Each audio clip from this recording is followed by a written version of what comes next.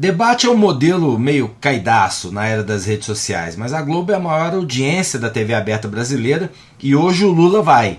Se a presença dele vai ajudar a consolidar uma vitória em primeiro turno ou vai garantir mais um mês de sofrimento e violência, vai depender do desempenho dele, Lula, mas também vai depender muito da estratégia dos demais candidatos nessa reta final.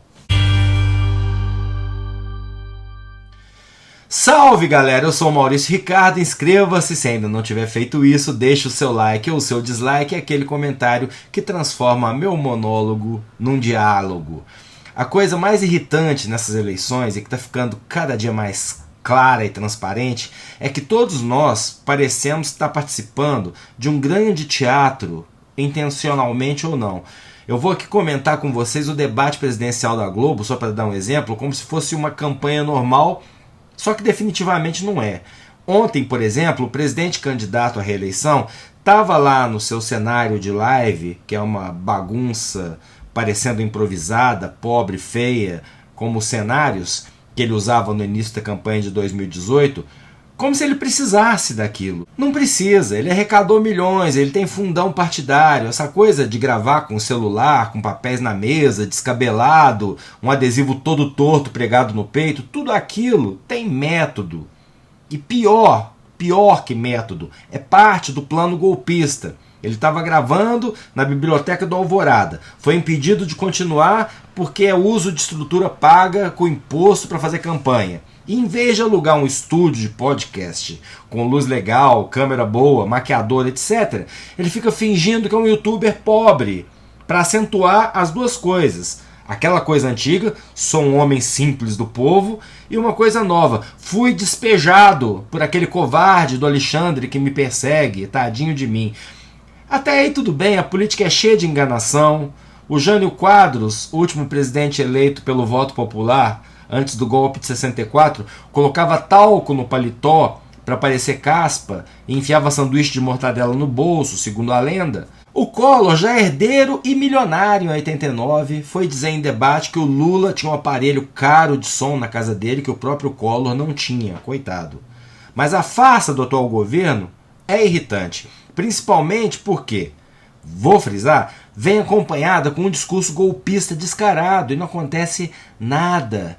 Quer dizer, não acontece nada aqui. Ontem o Senado dos Estados Unidos aprovou uma resolução em defesa da democracia do Brasil. Olha a situação. Os Estados Unidos estão ameaçando cortar relações comerciais com o Brasil se o Bolsonaro continuar com seu plano em curso e dar um golpe em caso de derrota. Isso sim é virar a Venezuela. Porque fome venezuelana nosso povo já tem. Mas na live de ontem, Bolsonaro do nada, tirando daquele lugar, diz que o exército vai fechar sessões eleitorais que proibirem os eleitores de votar usando camisa amarela, que é a cor da campanha dele, roubada da camisa da seleção que encheu as ruas em 2013. É um duplo absurdo, porque não existe ninguém cogitando proibir o eleitor de vestir amarelo. Essa é a primeira coisa. E a segunda coisa, ele não tem poder constitucional para mandar as Forças Armadas fecharem sessão eleitoral. Simples assim. O que existe, e nem foi ainda apreciado, pelo menos enquanto eu gravo esse vídeo, é um pedido de proibição de que mesários utilizem camiseta da seleção. E por quê? Porque, por lei, os mesários não podem manifestar predileção por candidatos, é óbvio, e a camiseta da seleção, ou a camisa da seleção, é inegavelmente, no Brasil de hoje, um símbolo do bolsonarismo. Ainda mais a que o Neymar vai vestir na Copa. O que o Inominável quer é tumultuar, e segue tumultuando, com apoio de uma legião de eleitores e políticos sem qualquer compromisso com a democracia. A violência contra apoiadores de adversários só aumenta. Passou de alguns casos por semana, comentei isso ontem, para manifestações diárias, de norte a sul do país. Ontem no Rio, uma grávida entregando panfleto no PT. Os agressores gritaram, aqui é guerra! Em Santa Maria, essa eu preciso checar porque não achei na imprensa o partido envolvido, mas um homem foi esfaqueado porque estava com uma bandeira partidária. E sobre os políticos, aquilo que eu comentei ontem sobre o prefeito de Porto Alegre, que cortou o passe livre de ônibus, está se repetindo em outras cidades. Estão querendo cortar o ônibus de graça, que é comum em eleições, para impedir o pobre de ir votar.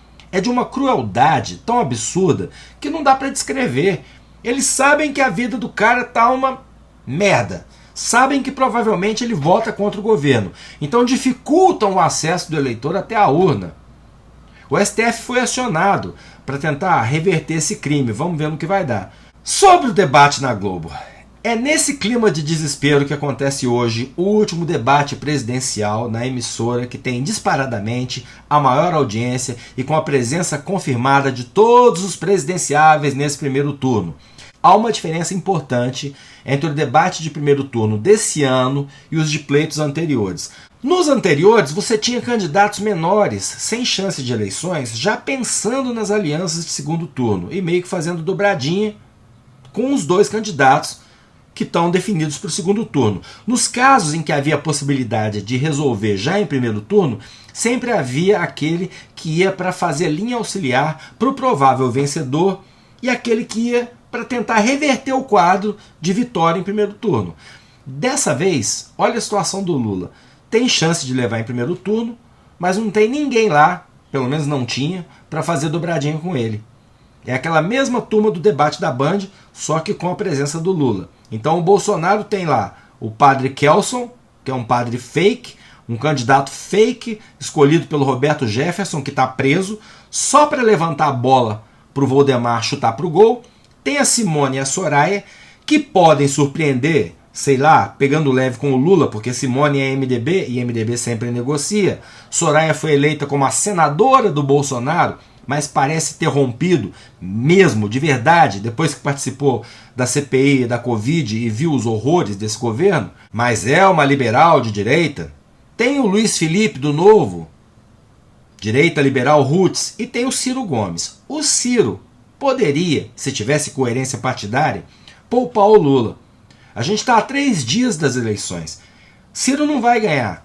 Mas a essa altura parece que bater no Lula e no Bolsonaro é estratégia para 2026. Então, posso estar enganado, o que a gente vai ver lá é ataque maciço em cima do Lula. Que, a bem da verdade, tem telhado de vidro. É muito fácil bater no Lula e sem precisar mentir. Mas com base em tudo que a gente viu e viveu nos últimos quase 4 anos, esse não é um momento normal. Essas não são eleições normais. O TSE está sob ataque. O descabelado está xingando o presidente do tribunal todo dia em live. O desespero bateu no bolsonarismo de tal forma que tem gente morrendo, tem deficiente visual sendo atacado em transporte público porque estava com o bottom do Lula. Esse é o grau de maldade. Para não ser pessimista, vamos frisar essa realidade. Hoje, 29 de setembro, a eleição tem um quadro que dificilmente vai se alterar. Que quadro é esse? Lula com chance de ganhar em primeiro turno e, se não ganhar, ir com o Bolsonaro para o segundo, com uma larga diferença de votos, com o Lula chegando perto dos 50. O resto ali já perdeu. Então eles entram no debate muito mais conscientes de que o papel deles é ajudar a consolidar a vitória do Lula ou tentar garantir um segundo turno. E esse segundo turno só favorece Bolsonaro e só vai aumentar o tom da violência bolsonarista nas ruas. Não adianta ficar chateado comigo por dizer isso, porque é fato. Ciro não tira Lula ou Bolsonaro. Simone, Soraya, Luiz Felipe, muito menos. Essa noite, esses caras vão escolher se interessa politicamente ter segundo turno ou não. É tudo sobre ideologia e alianças. Ideologicamente, essa noite o Lula está só. Aberto a alianças ele sempre teve. Essa semana empresários escancararam seu sorriso para ele. Alguns evangélicos se aproximaram. Muita gente está sinalizando que se ele não é bem-vindo, pelo menos é aceito e vai ser cortejado pelo Pibão. Isso pode mudar o tom do debate. Isso e os recentes casos de violência e mais ameaças a não aceitar o resultado do pleito pode fazer os demais candidatos virarem seus canhões para o Bolsonaro. É o que um democrata, creio eu, faria, porque tem que ser muito imbecil ou muito descompromissado com a democracia para facilitar mais um mandato para esse homem. De qualquer forma, estamos no Brasil, então prepare a pipoca e vamos conhecer melhor, hoje sim, quem são essas pessoas que disputam a presidência do Brasil junto com os dois protagonistas. Eu sou Maurício Ricardo, inscreva-se nesse canal, ative as notificações, deixe o like ou dislike, seu comentário que é sempre muito importante Lute pela democracia.